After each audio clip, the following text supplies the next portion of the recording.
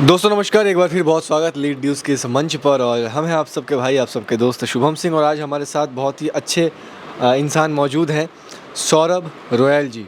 और हम इनको अपने बड़े भाई जैसे मानते हैं और ये मुझे अपने छोटे भाई जैसे मानते हैं। और पहली बार लीड न्यूज़ के इस मंच पर पधारे हैं, इन्होंने अपना टाइम दिया है हम सबको। तो सबसे पहले बहुत बहुत धन्यवाद आपको और बहुत बहुत स्वागत करेंगे। थैंक यू इसलिए कि आपने अपना जो वैल्यूएबल टाइम हम लोगों को दिया है उसके लिए। आपके लिए ये मेरा टाइम और वेलकम करेंगे लीड न्यूज़ में। कैसे थैंक यू सो मच। और आपके लीड न्यूज़ के देखने वाले सभी श्रोताओं को, सभी देखने वाले दर्शकों को मेरा दिल से प्रणाम है जी। और आपको धन्यवाद कि आप स्पेशली मेरा इंटरव्यू लेने आए, मेरी बात लोगों तक पहुंचाने आए। सो मुझे भी मज़ा आने वाला है, होप बशर्ते तीखे सवाल ना हो। अब हम आए हैं तो भैया कुछ तो चटपटा होगा ही।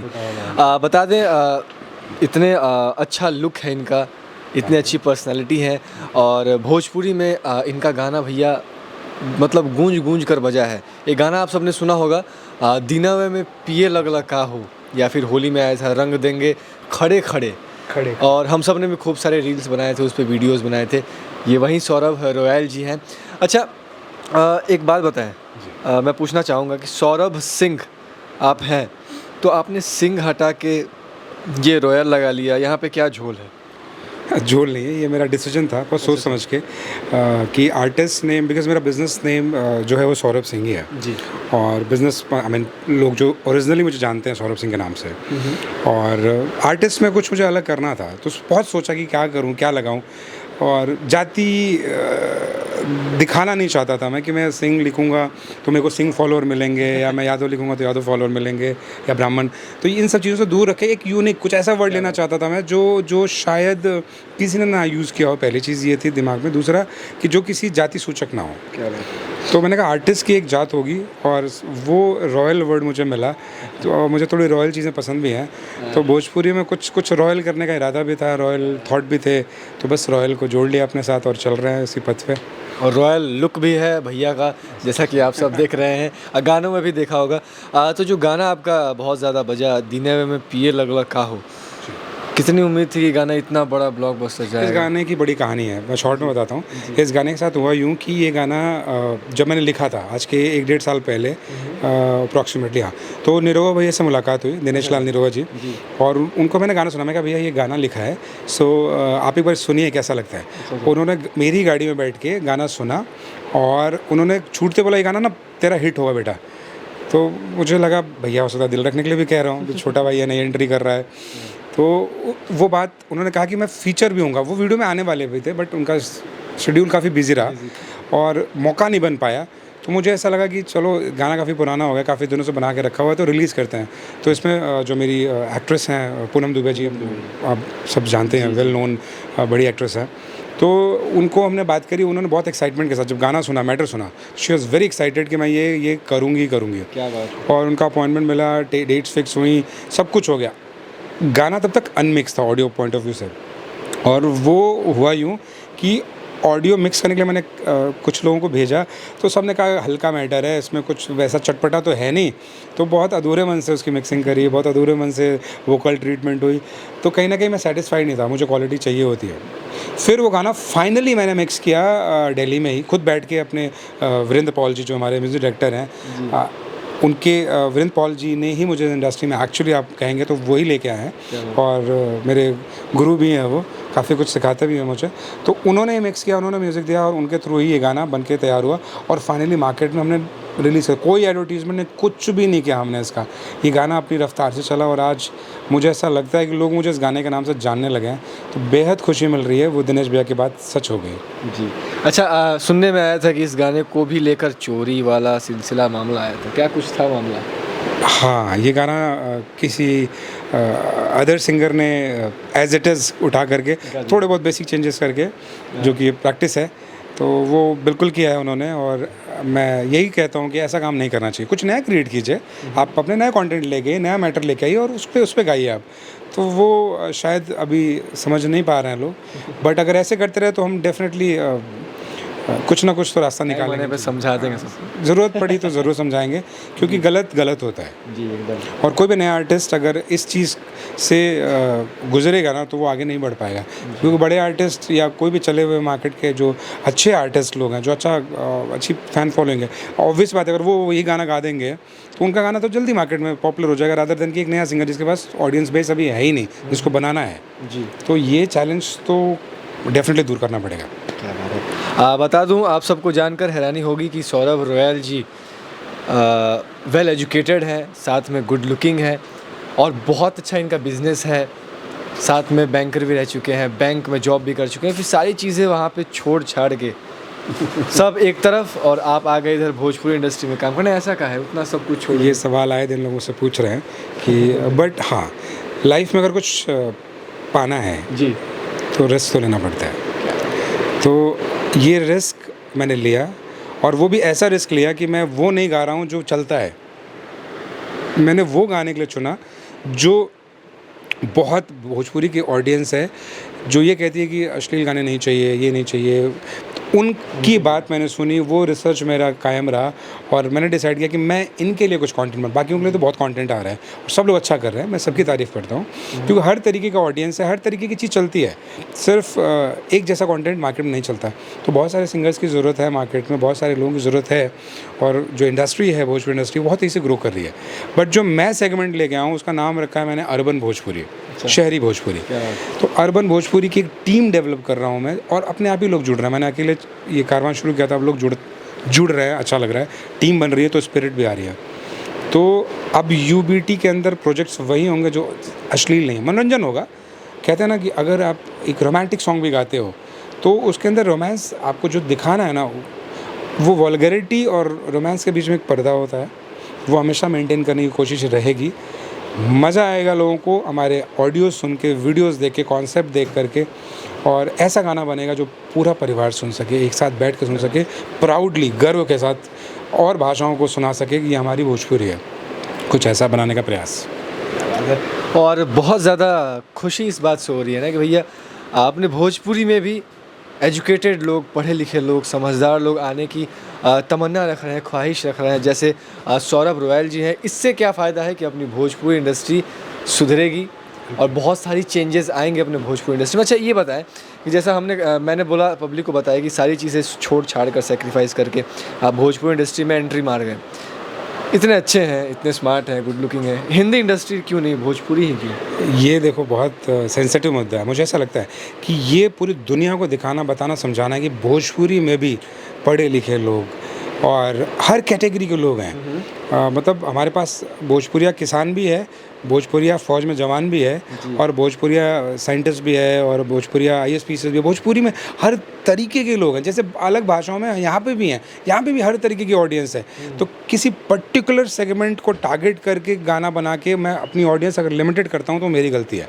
मुझे कुछ ऐसा गाना, मैंने जैसे अभी गाना बनाया था दिनों में पिए लगला, जिसका आप जिक्र कर रहे थे, वो शराब या फिर नशा एक ऐसा मुद्दा है जो किसी मध्यम वर्गीय या उच्च वर्गीय या निम्न वर्गीय के लिए नहीं है, किसी वर्ग से, किसी जात बिरादरी के लिए नहीं है, एक सोशल मुद्दा है जी। तो ये घर घर में क्यों सुना जा रहा है? क्योंकि सब इससे रिलेट कर पाते हैं, जो लोग इसके लिए भुगत रहे हैं मार्केट में, या कुछ भी ऐसा लगता है उनको कि यार ये चीज़ मेरे पे बीती हुई है, तो वो अगर अपने आप को रिलेट करते हैं तो वो भी सुन रहे हैं।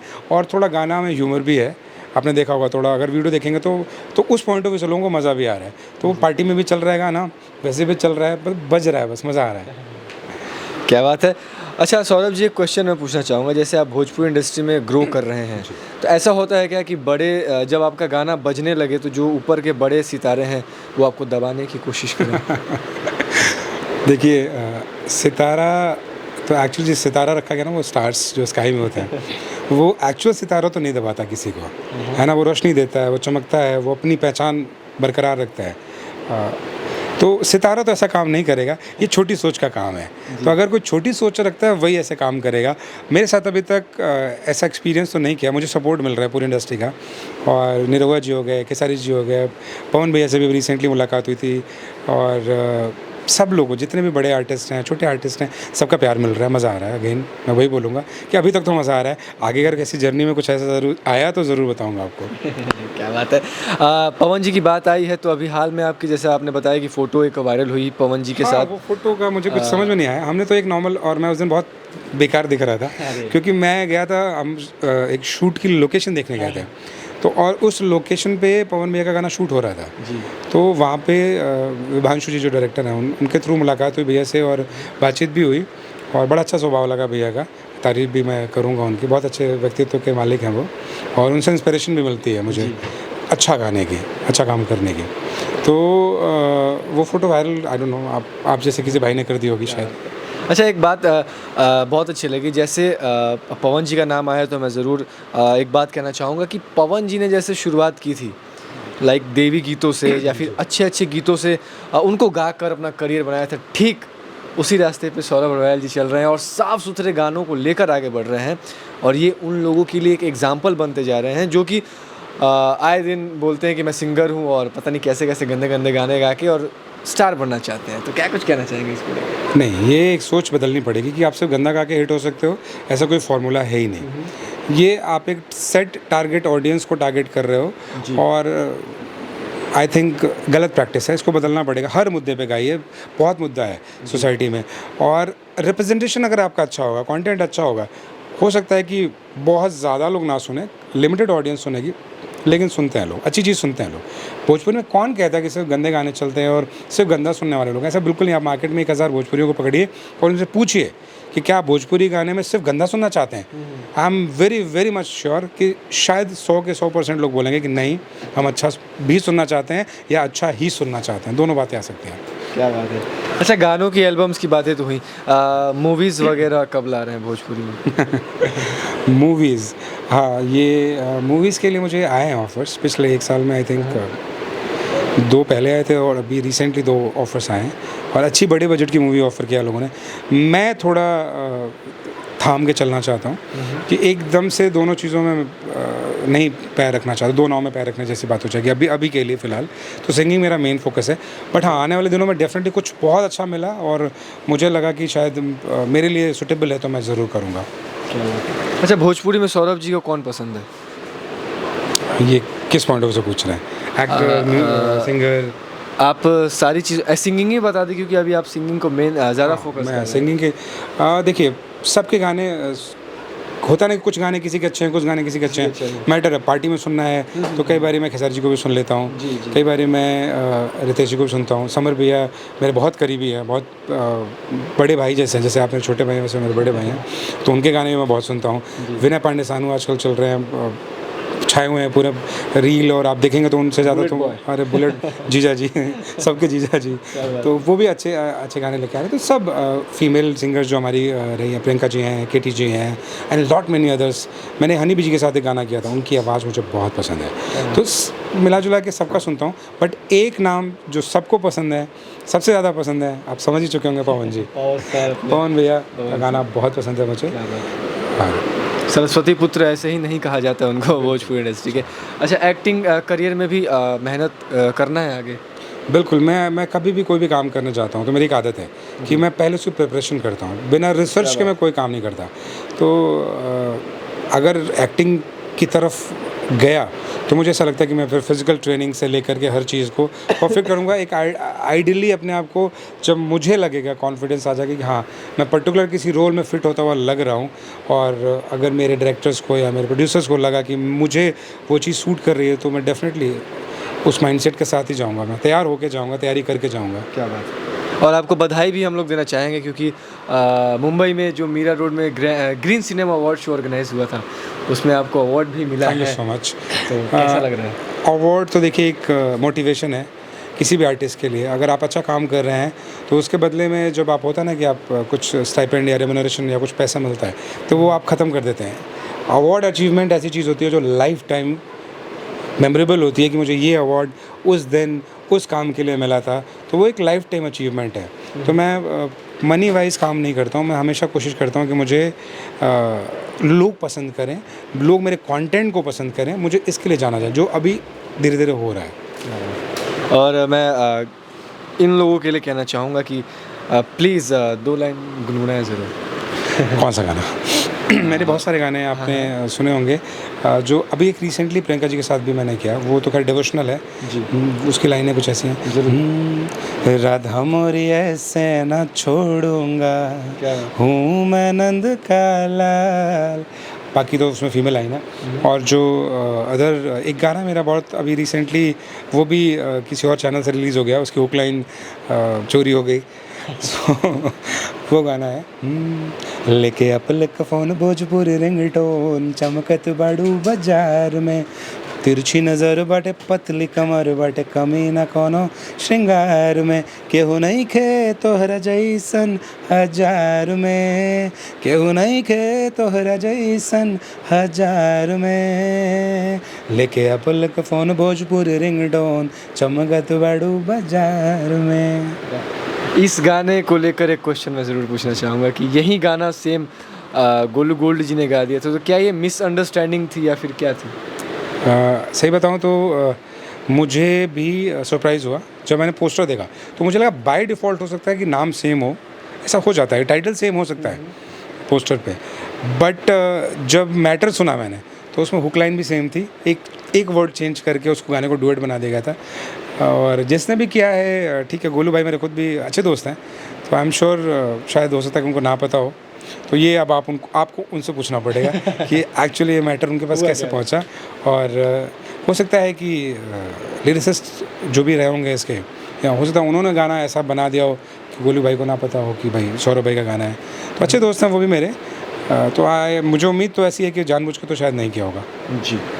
बहुत सारे लोग आपको देख रहे हैं, तो उन सब के लिए आप क्या कहना चाहेंगे उन सबसे? भोजपुरी के देखा भैया, एक बात का कि भोजपुरी पहले ही से पूरा विश्व में फैलल बा। क्या बात है। और अब कुछ ऐसन बना होगा कि जे भोजपुरी में भी के सुना था जे भोजपुरिया, अब वो सुना होगा जो भोजपुरिया ना हो, चाहे वो हरियाणा का होके, चाहे पंजाब का होके, चाहे कहीं का होके। तो अब जे भोजपुरी भाषी ना हो, वो के समझावे के बाद, सुनावे के बाद, ओकरे मुँह से तारीफ़ करवा के बाद, हाँ भोजपुरियों में कुछ आवेला, बढ़िया कंटेंट आवेला। तो यही का प्रयास बा। आप लोग का साथ चाहिए, सपोर्ट चाहिए, सबका आशीर्वाद चाहिए, सबका प्यार चाहिए। अगर यही तरह मिलत रही तो आपका बेटा, आपका भाई आप लोगों खातिर बहुत अच्छा कंटेंट लेके आई और आप लोग का नाम भी रोशन करी। बस यही तरह प्यार देते रह जा, आशीर्वाद देते रह जा।